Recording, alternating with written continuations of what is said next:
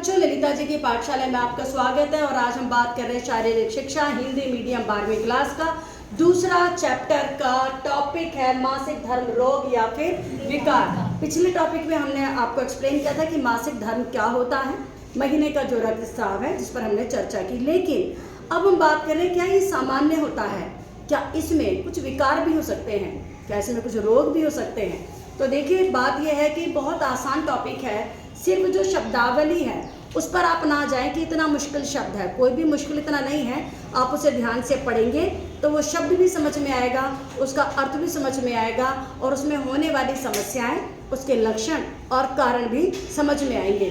तो आपके सिलेबस में 8 प्रकार के मासिक धर्म रोग विकार हैं जो कि आपके शरीर में तकलीफ देते हैं, परेशानी देते हैं। मैंने उन्हें यहाँ बोर्ड पर लिखा है, आप देख सकते हैं। सबसे पहले है एमेनोरिया। एमेनोरिया क्या होता है बेटा? एमेनोरिया होता है अनुपस्थिति, यानी कि आपके निरंतर लगातार जो पीरियड्स है वो नहीं होते हैं, बल्कि पीरियड्स आते ही नहीं हैं। एक बार आया, उसके बाद 6-7 महीने के लिए चला गया, उसके बाद आया ही नहीं। इसको हम क्या बोल रहे हैं? एमेनोरिया। तो इसके कारण क्या हो जाता है? बच्चों का ना होना, कंसीव ना करना, इस प्रकार की समस्याएं आती हैं। ठीक है जी। दूसरा हम कह रहे हैं ओलिगोमेनोरिया। एलिगोमेनोरिया कहता है अनियमित, इरेगुलर ब्लीडिंग होती है इसकी। कभी 2 महीने में हो गया है ना, कभी 1 महीने में 2 बार हो गया। अनियमित मतलब आपकी फिक्स डेट नहीं होती है, नियमित नहीं होता है, नित्य नियम से जो होता है वैसा ना होकर ये अनियमित है। इसका क्या लक्षण होगा? ये हार्मोनल समस्या हो सकती है। हार्मोनल समस्या है, इसमें भी कई बार बच्चे ना होना, कंसीव ना होना, जिसे हम किताब में बांझपन शब्द लिखा, ऐसा हो सकता है। तीसरा हम देखेंगे मेमोरेजिया। मेमोरेजिया क्या होता है? इससे बहुत हैवी ब्लीडिंग होती है। समझ पा रहे हो आप? इसे मेमोरेजिया कहते हैं।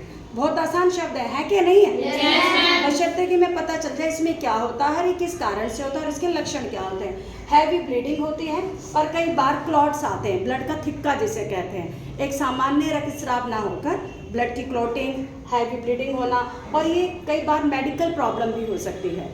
मेडिकल प्रॉब्लम है, डॉक्टर से इसको हमें कंसल्ट करना पड़ता है। इसके बाद है कष्टावर्त।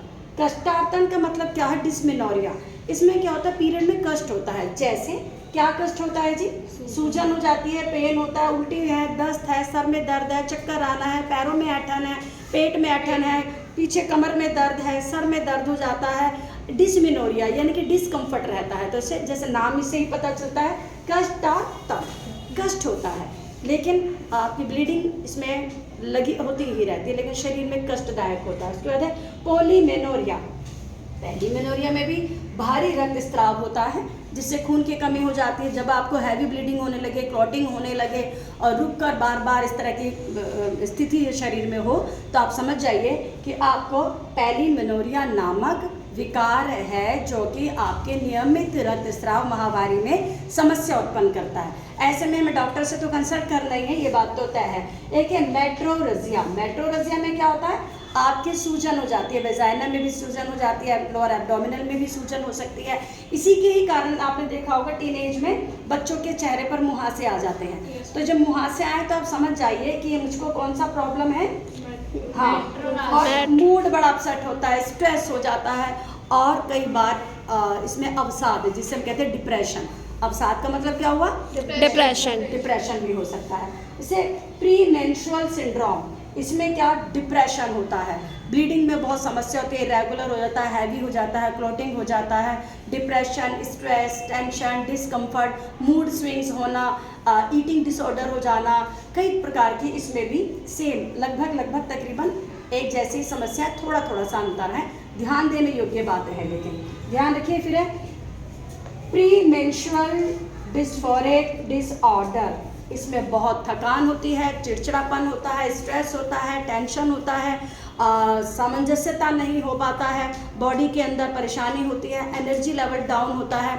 इस प्रकार के ये लक्षण है। इसको मैंने कैसे लिखा है, इसको ध्यान दो। इतना सारा बिखराव ना करके इसमें हम क्या करेंगे, जैसे आप देख पा रहे हो, इसमें मैंने विकार लिख दिया पहले। विकार जितने भी सारे इस तरह से आप लिख दीजिए। आपके चैप्टर में 8 लिखे, हमने 8 लिखे, देख पा रहे हो? Yes ma'am. उसके बाद यहीं पर आप लिख दीजिए इनके लक्षण, ताकि आपको जल्दी से समझ में आए। जैसे एमिनोरिया, तो उसका हमने लक्षण लिख दिया। एलिगोमेनोरिया, उसका लक्षण लिख दिया। मेमोरेजिया, उसका हमने लक्षण लिख दिया। इसी प्रकार 8 के लक्षण जब आप सामने रखेंगे तो आपको याद करने में भी आसानी रहेगी और आपको ये भी समझ में आएगा कि किस विकार का क्या लक्षण है। कर सकते हैं? Yes ma'am. आसान है ना? Yes ma'am. अब बात ये है कि हमें समझ में आ गई ये जो विकार हैं इनके नाम है और इनके लक्षण भी समझ में आ गए।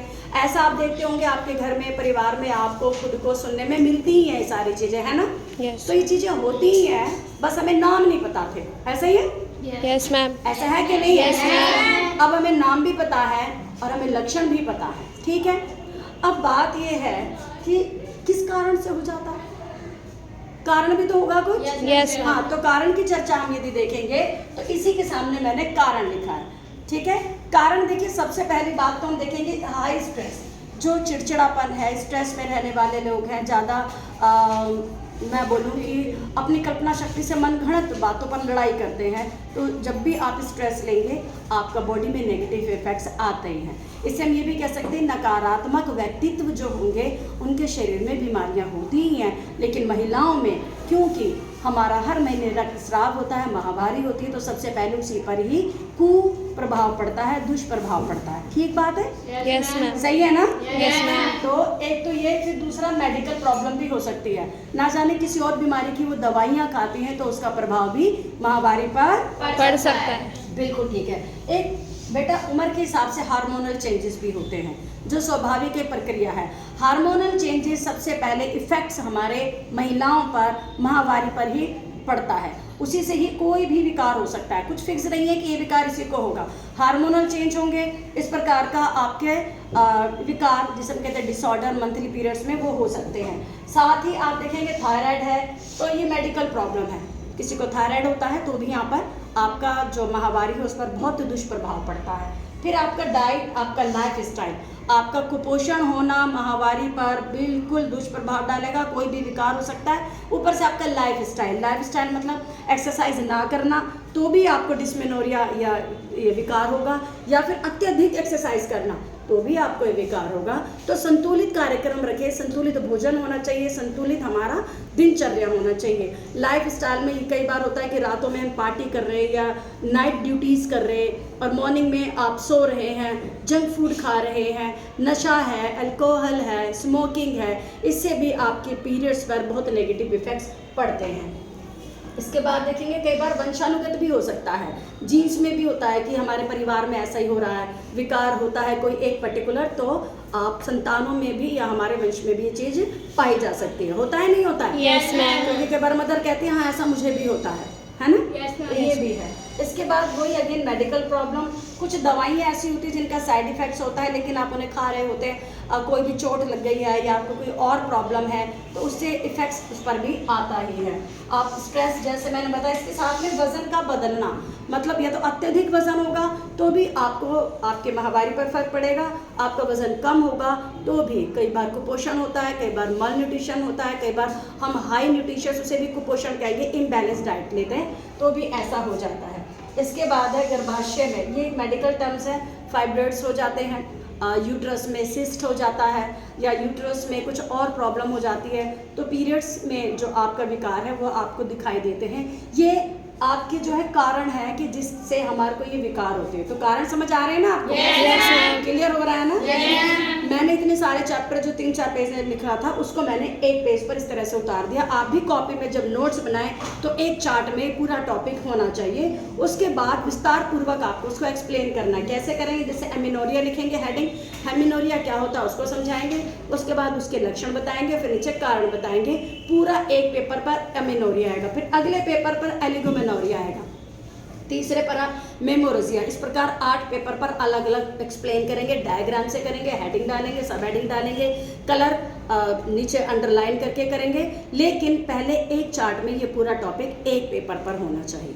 सही है ना? Yes, इसके ma'am. बाद हम देखेंगे खराब पोषण, तनाव और हार्मोनल परिवर्तन, ये सब आपके हार्मोनल प्रॉब्लम के कारण भी बहुत अधिक होता है। और महिलाएं हैं, इसके अलावा भी और बहुत सारे कारण हो सकते हैं, लेकिन आप पर्टिकुलर एक लिखिए। बच्चों ध्यान रखिएगा, ये 1 नंबर MCQ में आप हमेशा अवॉइड करते हो, उसमें ध्यान रखिएगा। जैसे आपके पास एमिनोरिया के लक्षण 4 दे दिए उन्होंने, है ना। अब बताइए कि एमिनोरिया का है, लिगोनोरिया का है, रिबोनोरिया का है, कष्टावर्तन का है, किसका ये लक्षण है, ऐसे भी दे सकते हैं। या फिर ऊपर एक लक्षण दे के नीचे लिख दिया, है ना। तो MCQ में आगे इसके लिए पर्टिकुलर एक लाइन, एक हेडिंग, सब हेडिंग कलरफुल डालकर आराम से लिखिए। लेकिन आपको सब कॉन्सेप्ट क्लियर होना चाहिए। ये बात आपको समझ में आई? Yes, ma'am. और ये बात क्या लड़कियों के लिए जरूरी है? No, ma'am. सिर्फ लड़कियों को समझ आनी चाहिए? No, ma'am. देखिए, परिवार जो है संयुक्त होता है, जिसमें पुरुष भी हैं, महिलाएं भी हैं। ये बात सबको समझनी चाहिए। क्यों? ताकि महिलाओं को समझने में आसानी हो सके, उन्हें सहयोग मिल सके, उन्हें सांत्वना मिल सके। लेकिन इससे पहले डॉक्टर से कंसल्ट लेना, डॉक्टर गायनीज के पास जाना और अपनी समस्या को बताना प्रमुख है। सबसे पहले डॉक्टर से कंसल्ट लेना। तो परिवार के लोग जब भी इस प्रकार की समस्या हो, पहले तो स्वयं आपको जागरूक रहना है, अपने प्रति सजग रहना है, तभी आप स्वस्थ रहेंगे। क्योंकि परिवार की बेटी, बहू, माँ, बहन एक जिम्मेदारी होती है जो पूरे परिवार को लेकर चलती है। ऐसी हमारे हिंदुस्तान की परंपरा है। तो इसके लिए हम सबको स्वस्थ रहना जरूरी है कि नहीं है? Yes, ma'am. आप स्वस्थ रहेंगे तभी तो परिवार को स्वस्थ रख सकेंगे। Yes, ma'am. और परिवार के सभी लोगों के लिए आवश्यक है। ये ना समझे कि ये लड़कियों का टॉपिक है। आप बॉयज़ को भी इस टॉपिक पर बहुत ध्यान देने की आवश्यकता है, क्योंकि आपके साथ सहयोग समर्थन से ही महिलाओं को ऊर्जा मिलती है, महिलाओं को संभलने की ताकत मिलती है। तो यहाँ तक समझ आया बेटा आपको? Yes, ma'am. अच्छा टॉपिक है ना? Yes, ma'am. और आपसे जुड़ा हुआ है ना? Yes, ma'am. तो ठीक है, इसको आप अच्छे से एक्सप्लेन करके लिखेंगे, 5 नंबर का आएगा। ठीक है, थैंक यू।